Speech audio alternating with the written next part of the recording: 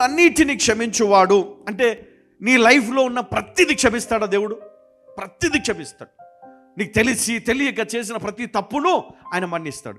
ఎప్పుడైతే నీ తప్పులు మన్నించబడతాయో నీ ప్రార్థన ఫలిస్తుంది. హల్లెలూయా. పెండింగ్ ఫైల్స్ అన్నీ కూడా దేవుడు ఏం చేస్తాడు? సంతకం పెట్టేస్తాడు.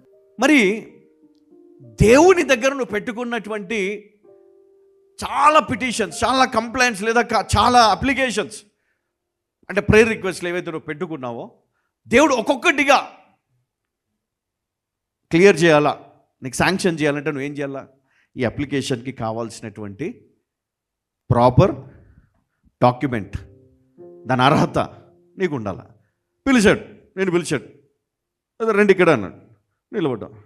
సరే ఇప్పుడు నీకు పెళ్ళి కావాలా, భార్య దొరకట్లేదు అన్నావు. సరే నీకు ఒక మంచి అమ్మాయిని ఇచ్చి పెళ్లి చేస్తా. మరి ఆ అమ్మాయిని నీకు ఇవ్వాలి, మంచి అమ్మాయి కావాలంటాడు. మళ్ళీ ఎవరు? ప్రార్థనాపరురాలై ఉండాలంటాడు మళ్ళీ కదా. ప్రార్థనాపరురాలై ఉండాలి, మంచి అమ్మాయి, మంచి ఫ్యామిలీ. మరి ఇవన్నీ ఇవ్వాలంటే నీ క్వాలిఫికేషన్ కూడా అట్లా మార్చుకో.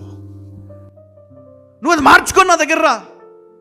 అప్పుడు నేను నీ దోషములన్నిటినీ క్షమించి నీ సంకటములన్నిటినీ కుదర్చు వాడు అని రాయబడింది ఇక్కడ. హల్లెలూయా.